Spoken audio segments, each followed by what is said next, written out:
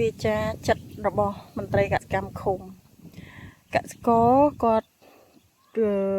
មិនថាជួបផ្ទាល់ឬក៏នៅក្នុងបណ្ដាញសង្គម Facebook អីក៏ដោយគាត់ថាអូយគាត់ធ្វើស្រែមិនដែលបានផលទេមិនដែលចំណេញទេក៏ប៉ុន្តែត្រឡប់មកឥឡូវយើងមើលស្រែនេះវិញដូចទង្វើដែលអ្នកដែលលោកថាធ្វើស្រែមិនដែលបានផល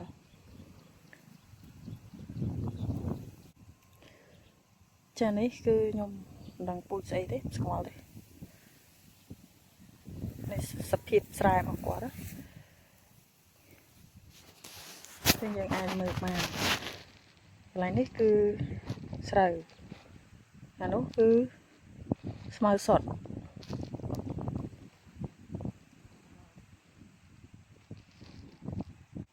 អានេះគឺស្រូវគាត់ធ្វើប្រភេទមិនខ្ញុំអត់ស្គាល់ថានឹងពូជអីនេះនេះលួចថតស្រែគេនេះស្រូវនេះអាហ្នឹងភាគច្រើនឃើញស្រូវហ្នឹងអញ្ចឹងមានន័យថាស្រូវដែលគាត់ធ្វើគឺប្រភេទបែបនេះឯងប៉ុន្តែនៅក្នុងស្រែហ្នឹងមានបែបនេះ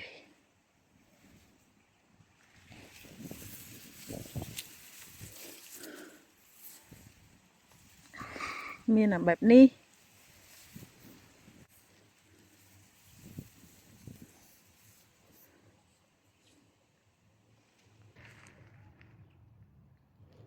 នេះគឺដើកស្មៅ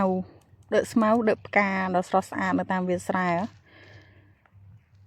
ឡូវយើងគិតមើលទិន្នផលវានឹងបានប៉ុណ្ណាបើស្រែបែបអញ្ចឹងយើងមើលទៅស្រូវប្រហែលជាបាន25% 30%